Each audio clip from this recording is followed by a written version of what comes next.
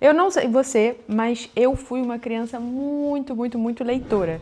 Eu era aquela criança adolescente, né? Então, assim, eu acho que meus pais também eram leitores, eu acho que o exemplo dá uma arrastada nesse sentido.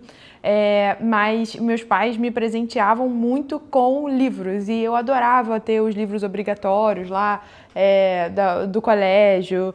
Depois, quando eu acho que gira ali nos 12, 13 anos e que você começa a descobrir novos livros e que você pode olhar. Os livros sempre foram, talvez, para mim, um lugar de busca mesmo, de encontro da. Como é que eu vivi aquela fase da minha vida? Como é que eu era uma adolescente? Como é que como é que meus... Não, era uma época, né? Nos anos 90 não era uma época em que crianças e adolescentes faziam terapia. Então a gente não sabia como desenvolver muito bem os nossos sentimentos. Então acho que os livros eles foram muito um refúgio meu ali de como é que eu levo essa vida aqui que se apresenta para mim. E, principalmente na adolescência, eu lembro que eu lia, assim, trilogias e livros mais densos, fui ficando mais sagaz ali na arte de ler livros, etc. E eu virava noites, assim, eu lembro de ir pro colégio virada à noite, porque eu fiquei a madrugada inteira lendo um livro. Então, assim, os livros para mim eles sempre foram um lugar de muito refúgio, sabe?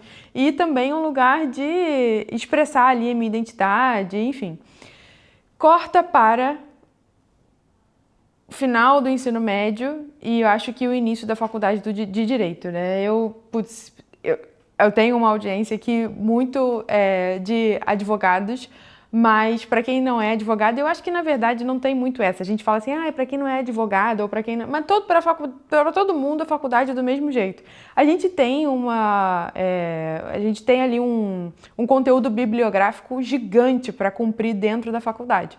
E a gente precisa correr atrás desse conteúdo bibliográfico. E a gente não dá conta desse conteúdo bibliográfico dentro da própria universidade, então assim, a gente lê o que dá, o que tem que ler, o que se eu não ler isso, não consigo ir para frente. E quanto mais uma vida de uma leitura ficcional fora da leitura bibliográfica que existe ali dentro da faculdade. Então assim, chegou na época de fase adulta e junta com precisar trabalhar, eu comecei a trabalhar com, sei lá, eu tinha no primeiro período da faculdade, que eu não tinha nem 2, 3 meses e tô até hoje trabalhando. Então, assim, eu realmente abandonei. Esse lado da minha vida ele foi abandonado, foi substituído pela faculdade. Aí eu saio da faculdade, vou fazer o mestrado, e aí o que era muita leitura vira mais ainda. Para mim, especificamente, pessoalmente, o mestrado ainda teve a dificuldade de ser em outra língua. Então, assim, os livros que eu lia, os textos que eu lia, eles eram muito densos para o meu dia a dia. E a leitura ficcional, ela foi ficando cada vez mais distante para mim. Aquela literatura que era o que me fazia gostar mesmo de ler. No final de 2024, início de 2025, eu comecei a criar conteúdo no Instagram. E uma das coisas... E aí a coisa vai para um outro nível, porque além de já estar trabalhando, já estar empreendendo, ter minhas próprias empresas, a coisa vai ficando cada vez pior e você vai falando, cara, a projeção disso é piorar. Então, o que eu vou fazer? Eu sempre tinha essa vontade, sabe? Eu preciso voltar a ler. Eu preciso voltar a ler meus livros. Os livros, eles sempre foram... Eu não queria ficar lendo livro só técnico, sabe? Até no meu vision board desse ano, nas minhas metas, uma das minhas metas é voltar a ler livros técnicos, porque eu, na verdade, não aguentava mais ler livro técnico, acho um saco, acho chato pra cacete, porque o que eu gosto mesmo é da ficção, eu gosto de ler romance, eu gosto até nem só da ficção em si, mas gosto também dos documentários, das autobiografias, então... Enfim, eu queria voltar a ter esse momento de leitura e mais, eu queria que esse momento de leitura ele fosse um momento em que a gente diminuísse o meu tempo de tela. Então, acho que esse lugar ali de final de 2024, início de 2025, foi um lugar que eu comecei assim agora eu preciso voltar para isso. E por que eu estou dando todo esse contexto? Porque vocês sempre me cobram do que livro você tá lendo, o que você tá lendo, o que você gosta de ler. E fico lisonjeada por vocês gostarem e quererem saber o que eu tô lendo. E, inclusive, quando eu comecei a criar conteúdo, um dos conteúdos que eu tinha todo domingo era mostrar qual livro que eu estava lendo e falar sobre isso. Mas, enfim, hoje em dia isso não faz mais parte da minha linha editorial. Por quê? Eu não quero tornar isso um lugar de fazer dinheiro, um lugar de obrigação, um lugar de performance. Eu quero que isso seja realmente algo pura e somente meu. Mas, atendendo a pedidos, como eu tenho falado todos os episódios sobre qual o livro que eu tô lendo, ficou um backlog dessa época e eu queria falar para vocês alguns dos livros que eu li e que me chamaram a atenção. Então, esse vai ser um episódio sobre os livros que eu li desde 2024 e não comentei, não cheguei a comentar especificamente com vocês. Então, uma das coisas que eu fiz para voltar nesse hábito de leitura é escolher um momento do dia em que eu fosse ler especificamente, que fosse dedicado à leitura. Eu queria muito, muito, muito retirar o celular da hora que eu fosse dormir, então eu entendi que aquilo ele me ajudaria desses dois lados. E o Thiago até brinca comigo, falou, cara, quando você quer alguma coisa, você é radical até demais. Então, assim, como eu queria tirar o celular do momento que eu ia pra cama, eu nem levava o celular pro quarto, então o celular ficava na sala. E eu não queria também ter o livro físico o tempo inteiro, então que eu dependesse de estar um livro físico. Primeiro, porque Thiago dorme super cedo e dorme mais cedo do que eu, então eu teria que ter sempre uma luz para poder ler o livro e eu não poderia ler numa viagem, ou se eu tivesse que ler em viagem eu teria... eu não queria ter o livro físico, pronto, ponto final. E aí eu tenho um Kindle e aí eu tenho o aplicativo do Kindle, então eu tô com o aplicativo do Kindle aqui no celular, mas eu tenho o Kindle mesmo e o Kindle para mim assim foi um divisor de águas, porque primeiro eu levo ele para qualquer lugar, segundo ele tem fazer uma publi aqui, dá um paga do Kindle, né? Ele tem uma tecnologia que você consegue enxergar as letras sem ele estar fazendo uma super iluminação no quarto, etc. Não dá nem para ver que tem alguma coisa ligada, mas você que está lendo consegue ler e não precisa ter uma luz externa. Você consegue ter a quantidade de livros que você quiser ali dentro. Existe uma assinatura do Kindle, que é Kindle Unlimited. Eu acho que, sei lá, eu pago ela em reais, é R$19 e você tem acesso a alguns livros de graça. Eles vão mudando ali a biblioteca, então de vez em quando tem algum livro lá que eu quero ler e eu pego ali naquela biblioteca. Eu acho ótimo. Adoro o Kindle, mas eu peguei ele aqui no meu celular para ficar mais dinâmico, porque essa é a parte ruim do Kindle. Ele não tem tanto dinamismo. Óbvio que ele não vai ter aquele dinamismo do celular, ó, do livro físico, né, quando tá com você, e ele não vai ter o que eu sinto às vezes dificuldade, por exemplo, se eu tô lendo um livro que é muito denso, que é muito grande, tem muitos personagens, você poder voltar, aí você tem que pesquisar, aí aquilo me dá um pouquinho de preguiça. Então, assim, se eu tivesse um livro físico, eu iria pra frente e pra trás. Mas, enfim. Então, vamos lá. Primeiríssimo, eu fui aqui na minha lista. Tem um livro, sabe, que ele é bem... Sabe aquele livro bem levinho, bom pra você começar? Que é o Brava Serena. Ele conta a história de um aposentado que vai fazer curso de italiano em Roma. Eu acho que tem tudo a ver com o momento que eu estou vivendo agora, de fazer aula de italiano, etc. E para começar, ele foi um ótimo, ótimo, ótimo livro, porque ele é muito levinho, você embarca ali na história. Deixa eu ver se eu tenho aqui o tamanho dele. 290 páginas, não é tão pequenininho, mas ele é levinho, leitura fácil, muito gostosinha. Eduardo Krause, o nome do autor. Muito gostoso. O próximo é A Vida Não É Justa, da Andréa Pachá. A Andréa Pachá, ela é uma juíza e ela trabalhou anos numa vara de família. E aí, o que ela fez? Ela consolidou, eu acho que ela já fazia isso, mas ela consolidou algumas audiências e momentos ali que ela passou em algumas crônicas. Então, eu acho que ela publicava crônicas, me perdoe se eu estiver errada, mas acho que ela publicava crônicas e aí eles transformaram isso num livro. Esse lançamento que eu vi aqui, o da Intrínseca, é muito legal. E traz assim um dia a dia, sabe? Aqui eles dizem, em 2016 a série Segredo de Justiça, inspirada na obra, estreou no Fantástico. Então é algo que já veio, assim, já teve alguns desdobramentos e eu gostei muito de ler. Vamos ver tamanho. Ó, esse é menorzinho, 183 páginas, muito gostoso. E eu acho que vai muito além de quem é advogado. Eu nunca fui advogada de família, mas muito legal e mostra também uma realidade no Brasil, assim, bem pesada. O próximo que eu li, e esses aqui eu vou pular alguns, mas esses aqui eu vou ler na ordem, porque eles foram livros que me ajudaram a quebrar esse bode literário, vamos dizer assim, que eu não conseguia começar. O outro foi A Uruguaia. Ele é um livro bem gostosinho, assim, de ler. Ele fala de um argentino e ele é um romance. Fala ali de um caso extraconjugal e etc, uma crise conjugal, mas leva bem, bem levinho, assim, sabe? Mais um livro ali que foi um livro talvez que tenha me ajudado a embarcar, tipo, esse foi o terceiro, e aí você começa a sentir, tipo, agora vai, sabe? Agora eu vou conseguir criar um ritmo. E o meu ritmo, ele é um ritmo de ler à noite, eu continuo lendo somente de noite.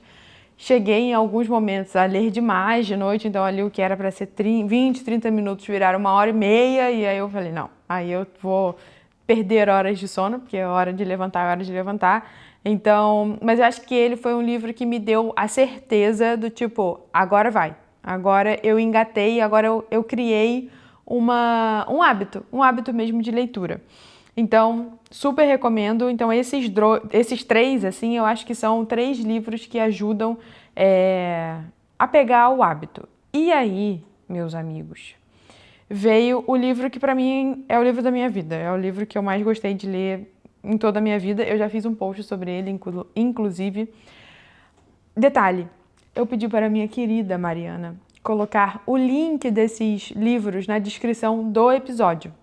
Então, se vocês, claro, vai ficar muito mais fácil de vocês olharem e clicarem direto no link e olhar lá qual livro que eu tô falando, qual livro que eu falei. Então, a lista já está aqui, se você estava aí tendo que anotar, não precisa anotar, tá toda na lista. E eu vou pedir para ela encarecidamente para colocar também o link desse post que eu fiz sobre um defeito de cor. Tá bom. Então, o que acontece? Um defeito de cor, aí sim, ele foi um livro bem mais denso, é um livro de 1.285 páginas. Se eu tivesse começado por um defeito de cor, eu acho que eu teria desistido. Eu fiquei alguns meses lendo um defeito de cor, eu acho que eu devo ter ficado uns 3 meses lendo ele. E eu só li ele, não li um livro paralelo, assim, junto.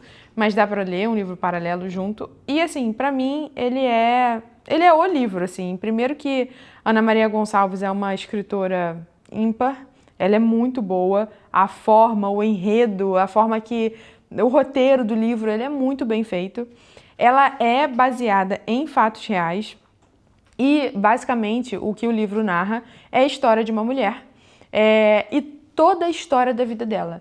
Então, desde o nascimento, desde quando ela foi vendida, desde todo o processo dela como escrava, depois todo o processo dela de compra da alforria e depois todo o processo dela como uma empresária de sucesso. Então, assim, é um plot twist gigante. E fora que a Luísa, que seria a personagem real, vamos dizer assim, que inspira esse livro, ela teria sido mãe do Luiz Gama.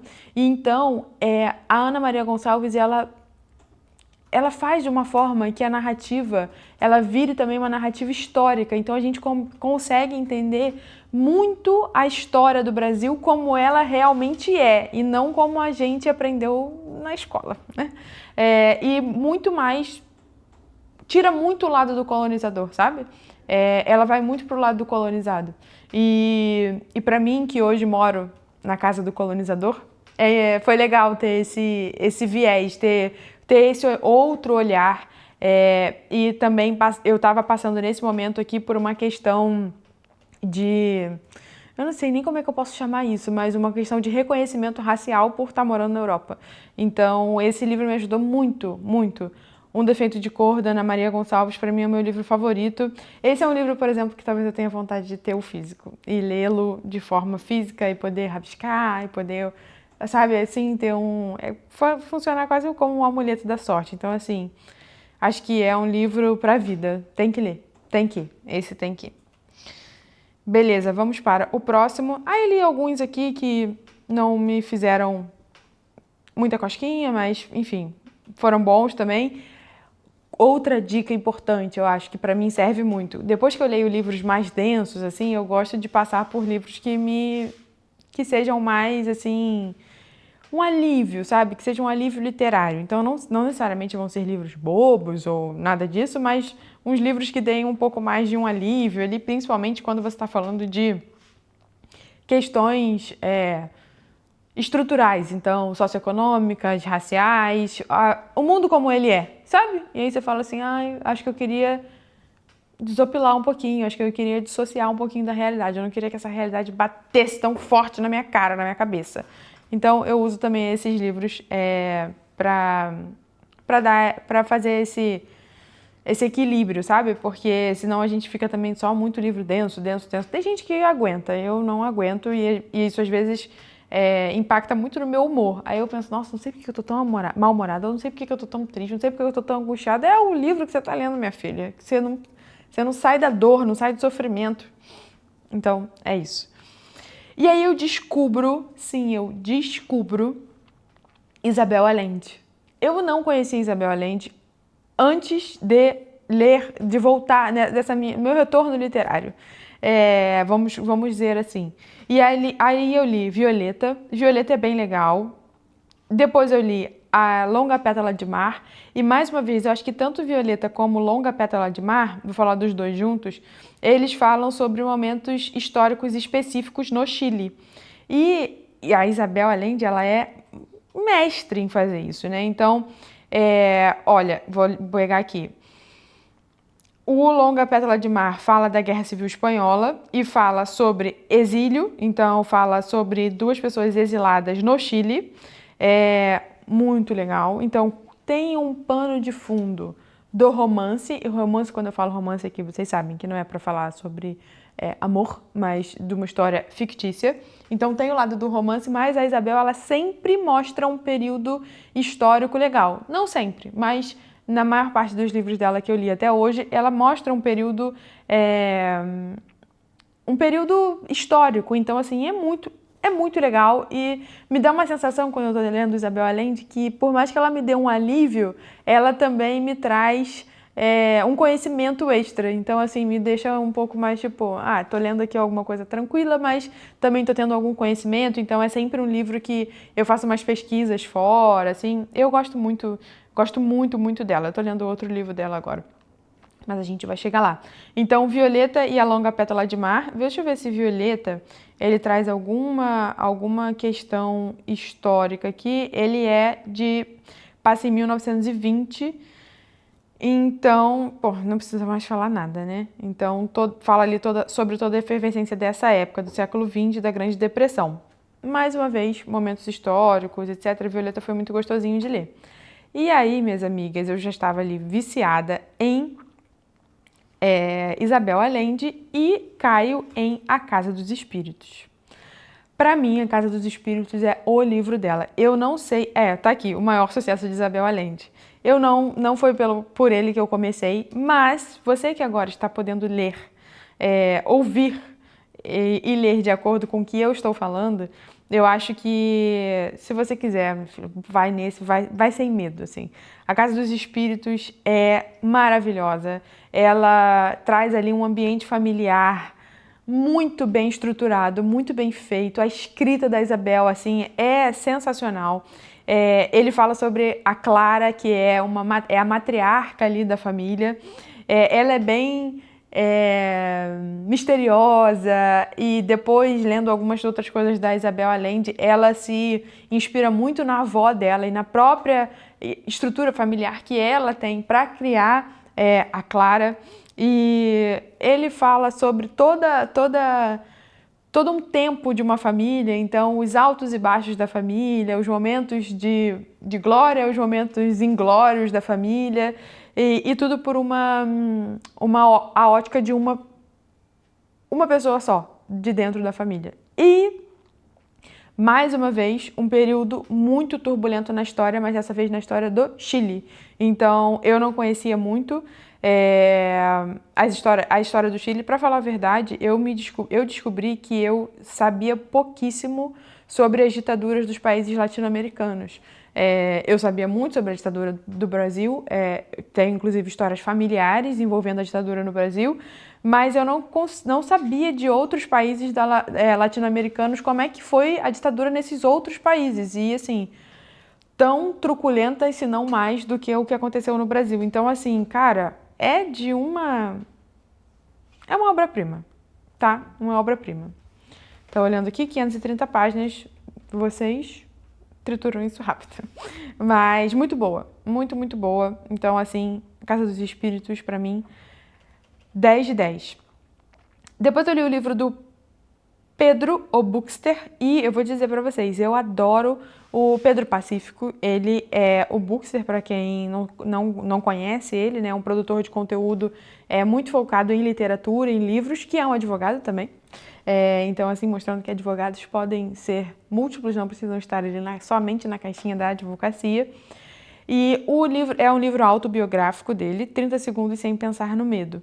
É muito gostoso e ali ele também dá outras ideias e outras indicações de livro, como eu estou dando aqui para vocês. Então, assim, vale muito a pena. Eu adoro as indicações do Pedro. Às vezes eu tenho que ir devagar nas indicações dele, porque o Pedro é um leitor bem denso. Ele gosta de histórias que você morre de chorar. E, às vezes, eu não consigo ficar tanto tempo morrendo de chorar numa história, sabe? Então, assim, eu vou com calma. Mas, assim, acho que, sei lá, posso falar que 70% pelo menos dos livros que eu leio são indicações dele, indicações muito, muito boas. E aí, eu entrei em um lugar que eu queria ler clássicos. Eu não tinha lido, por exemplo, nenhum clássico. Eu acho que são russos, né? Não sei se eu vou falar alguma merda aqui. Agora vocês vão falar, não, é tal, é não sei o quê, é blá blá blá. Mas, enfim. Eu nunca tinha lido Dostoiévski. E eu nunca tinha lido. Qual é o outro? Peraí. Achei, Dostoiévski e Tolstói. Então, eu nunca tinha lido os dois, que são grandes autores, muito conhecidos. Então, eu falei, bom, eu queria entrar um pouquinho mais nos clássicos. Então, eu fui para Noites Brancas. Não foi um livro fácil, confesso. Por mais que eles sejam releituras, são livros escritos com um outro momento. Então, assim, é difícil, é uma narrativa mais complicada. Foi o meu primeiro clássico da literatura russa, então, assim, para mim foi, como é que eu vou passar por aí? Mas, do que eu tinha visto, é um dos clássicos mais fáceis, assim, de você adentrar na literatura russa. E eles são... nesse caso aqui, ele era um romance. Então, assim, romance mesmo, né? O tema central é esse encontro de uma jovem com o que ele chama ali de um sonhador. Então, eu fiquei depois pensando que se eu tivesse lido em inglês, talvez seria um pouco mais fácil. Não sei. Mas, também, para não trazer só felicidades, trouxe um aqui que me foi difícil. E, olha... Eu falei de livros maiores, né? Eu tô dando as páginas aqui porque não é pra falar, eu li 1000 páginas, eu li 600 páginas. Não, é só porque quando as pessoas às vezes me dão indicação de livro, eu não sei se é um livro de 1000, eu não sei se é um livro de 2000 páginas, se é um livro de 100 páginas. Então, assim, você fica, cara, mas às vezes eu quero ler alguma coisa mais rapidinha. Então, assim, essa é a minha intenção aqui. Esse é um livro de 179 páginas, então é um livro razoavelmente... não tão grande, e ainda assim, menina, foi difícil. Mas foi lido. E eu queria ler Crime e Castigo. Crime e Castigo foi um livro que eu li na faculdade de Direito, porque ele traz ali um pouco dessa psicologia criminal, né? É um romance, mas traz um pouco da psicologia criminal, mas assim, li num contexto tipo, preciso ler para fazer essa prova aqui de processo penal. Foi isso. Então, agora eu li de forma mais atenta e realmente foi melhor. Eu acho que ter começado por um livro um pouco menor, depois ido por uma literatura russa um pouco maior, me deu um... Que não são as maiores, tá? Longe disso. Mas, enfim, acho que me deu essa vontade. E eu dei esse check. E eu não me arrependo. Eu acho que são 2 livros, assim, que se eu tivesse que indicar para alguém para começar a ler esse tipo de autor, seriam esses 2. Estão gostando das indicações? Tá bom? Bota aí nos comentários, porque aí eu já sei se eu posso trazer esse tipo de conteúdo mais vezes ou não. Então, vamos lá. Entre um Dostoiévski e outro, pois não sou nenhuma safada, li um outro livro no meio para não ficar, né? Não ficar agarrada ali. Que foi o Avesso da Pele. O Avesso da Pele foi vencedor de Jabuti e ele mais ou menos conta também sobre, tem ali o pano de fundo do racismo. E eu gostei muito, porque por mais que seja um tema, né, ele atravessa a gente de formas bem complicadas. Ele foi um livro gostoso de ler, muito bem escrito, literatura brasileira.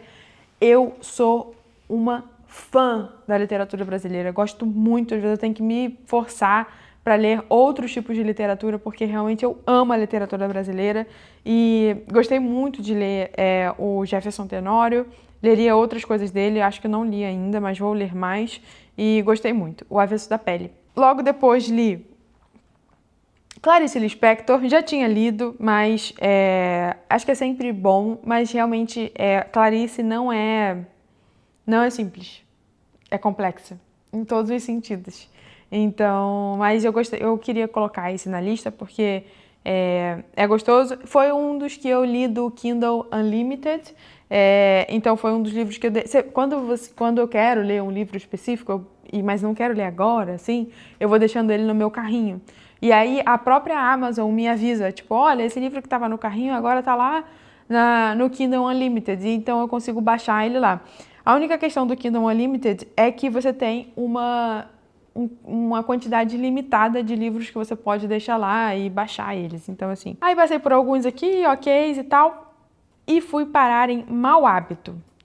Mau Hábito é um livro também muito gostoso, é um romance, se passa na Espanha. Ele é narrado em primeira pessoa, eu gosto muito de livros narrados em primeira pessoa, e ele vai acompanhando a infância ali do protagonista dentro de um bairro de trabalhadores e a forma que ele via uma pessoa específica ali daquele bairro, e o quanto ele tinha medo dessa pessoa, mas o medo que ele tinha dessa pessoa era, na verdade, uma forma que ele se identificava com ela, sabe? E também é uma leitura... não é uma leitura fácil, mas é uma leitura gostosa, sabe? Daquelas leituras que você consegue ir ali e desenvolvendo. Então, assim, Mau Hábito acho que entra aqui nessa lista de um livro que é um livro que colaborou para que eu continuasse no meu plano literário ali de quero ler todos os dias, quero continuar lendo todos os dias.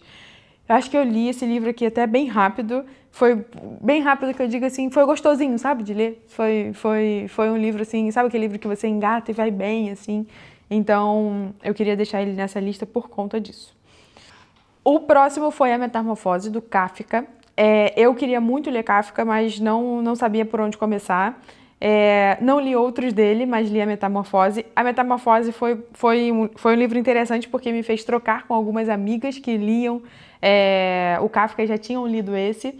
E aí eu achei um trechinho aqui que mostra o quão Kafka pode ser perturbador e talvez você fique assim, será que eu entendi? Será que eu não entendi? E esse trechinho é assim: imagine um homem que certo dia, ao despertar de sonhos intranquilos, vê se transformado em algo diferente, algo inexplicável, um inseto monstruoso. A partir daí, as relações dele com o trabalho e a família sofrem profundas mudanças. E Gregor Samsa, que é o metamorfoseada, precisa lidar com elas. É isso. É basicamente isso o livro. E você fica tipo, eu preciso entender isso aqui e não ficar na superfície. E aí você vai aprofundando, vai aprofundando. E aí quando você percebe aquilo, você fica, oh, meu Deus, é isso mesmo? Tipo, é isso? Então, é um livro, é o livro, sabe? Eu acho que é o livro. Ele é muito bom. É um livro curto, 152 páginas, mas muito impactante. E não é fácil de ler, não é fácil de entender, não é fácil de... eu não sei nem como esse livro é um clássico, mas eu acho que ele é um clássico pela profundidade. Mas não é fácil. E gostei muito. Gostei muito, muito, muito de ler. E aí, minha gente, eu achei que esse episódio fosse ser um episódio assim... Ai, Mari, vamos fazer um episódio mais leve. A gente vem de episódios de temas mais densos e as pessoas sempre me perguntam o que eu tô lendo, me pedem opiniões, me pedem dicas de leitura e eu nunca consigo parar e organizar isso. Então, vai ser muito simples. Eu vou pegar aqui a minha listinha do Kindle e vou falar os últimos livros que eu li e a vida que segue. E a vida não seguiu, porque nós já estamos vários minutos aqui e eu tenho ainda uma lista que eu gostaria de compartilhar. Então, para não ficar algo corrido, e aí eu vou começar a correr aqui, o que eu vou fazer? Vou parar por aqui. Vamos ficar com essa lista por agora e não vou prometer nada, mas em algum momento eu trago o resto do que eu gostaria. Sem promessas, vai ser no próximo, vai ter parte 2. Comente aqui para a parte 2. Não faça isso, não perca o seu tempo, tá? Vamos no nosso tempo e no tempo do que também faz sentido. Não quero vomitar aqui um monte de conteúdo para vocês. E quero deixar também que vocês façam a digestão de todos esses livros aqui. Mas eu acho que o principal... A mensagem principal é que voltar para esse lugar da leitura, para mim, ele foi um lugar que me conectou um pouco com a Bruna que eu sou, sabe? Com a minha identidade.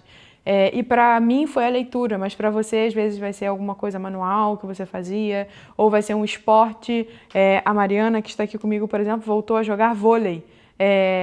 Algo que era algo da infância dela, era algo da adolescência dela, era algo que ela já fez profissionalmente, agora ela está fazendo como um hobby. Então, assim, para mim a leitura, desde ali do final de 2024, me salvou muito nesse lugar do tipo, eu não sou uma empresária que só trabalha, que só vive para o trabalho, e quando eu vou ler livros, eu ainda tenho que ler livros técnicos, o manual do CEO, como vender mais, como influenciar pessoas, cara, não, eu posso ler ficção, eu posso ler biografias, eu posso ler aquilo que eu, Bruna, pessoa, quero, e não só aquilo que o mundo do trabalho, ou que o meu trabalho, ou que a minha empresa precisa.